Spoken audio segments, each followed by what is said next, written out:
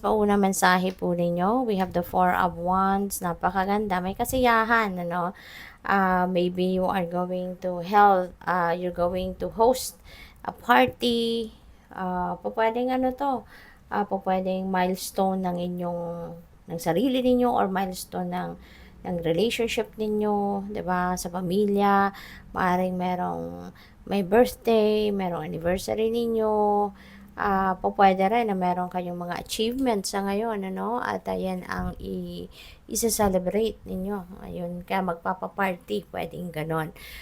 Possible din na ano to, possible na invitation ito para sa iyo, no? Maaring hindi naman kayo yung may okasyon, but you are going to be invited, no, to a party, to a social event, to a gathering, yung ganon. There could be wedding, no? Kung hindi man kayo ikakasal, baka may a-attendan kayong kasal, yung ganon. So, good luck sa iyo and have fun. We have number 5 of Cups. Ayan. So, ang iba sa inyo nanghihinayang, ano? Merong regrets. Pwede rin na ang iba sa inyo rito baka baka ito yung panghihinayangan ninyo, 'di ba? Na hindi kayo makaka-attend, na hindi kayo makakapunta, hindi ninyo makikita or makakasama yung mga mahal niyo sa buhay, or mga kaibigan, no? So pwedeng ito yung panghihinayangan ninyo, or ito yung pagsisisihan ninyo na nag-no kayo, 'di ba?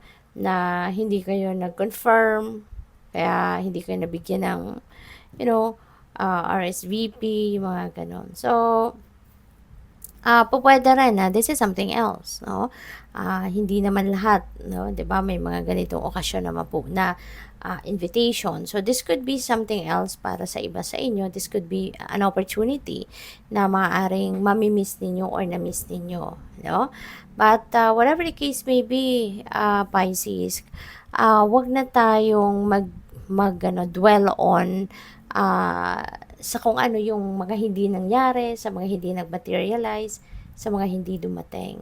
Wag na nating pagsisihan 'yan kasi simple lang, no? May rason ang lahat, 'di ba? Let's always remember that there are reasons for everything. And the fact na kung ito na nanghihinayang kayo because na-miss niyo, and simple lang, 'di ba? It's not for you. Because otherwise, yan ay may enjoy ninyo, yan ay mapupunta sa iyo, 'di ba? Kaya yung ganito na hindi, ano mo yun, hindi napunta sa'yo. So be it. 'Di ba? Let it go. And focus na lang kayo sa kung ano ang meron. Alright?